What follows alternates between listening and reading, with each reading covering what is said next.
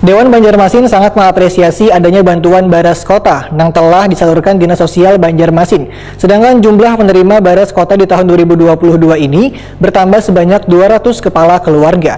Masing-masing akan menerima manfaat kesejahteraan Barasko ini sebanyak 11 kg saban bulannya hingga akhir tahun. Berikut untuk kabar nang selengkapnya.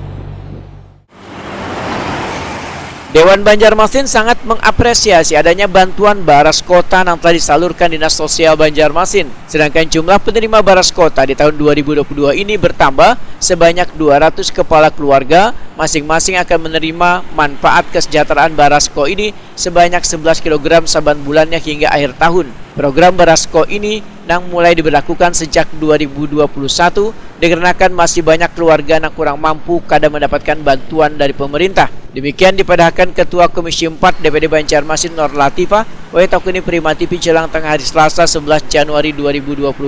Politisi Partai Golkar ini pun menyatakan akan terus memberikan dukungan demi kemaslahatan warga Kota Seribu Sungai ini sehingga mereka yang benar-benar belum mendapatkan bantuan apapun dari pemerintah bisa masuk dalam program Barasko ini. Menurut data dalam daftar terpadu kesejahteraan sosial di Banjarmasin, ujar Nur Latifah, keluarga miskin di Kota Seribu Sungai ini pada tahun 2021 sekitar 46.000, sedangkan yang mendapatkan program bantuan sosial dari pemerintah pusat hanya sekitar 29.000.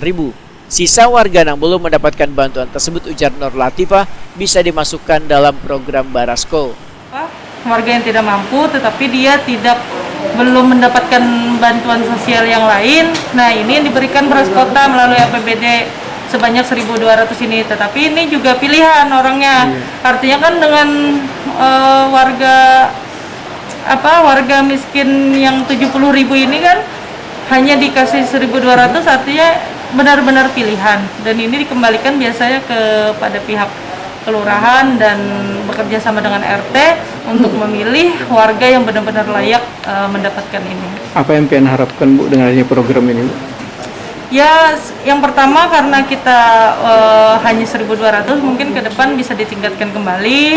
Kemudian dengan adanya bantuan ini ya dapat mengurangi lah istilahnya, mengurangi beban bagi masyarakat kita yang kurang mampu karena sudah dibantu dari pemerintah Kota Banjarmasin yang mudah-mudahan bisa meringankan sedikitnya lah meringankan.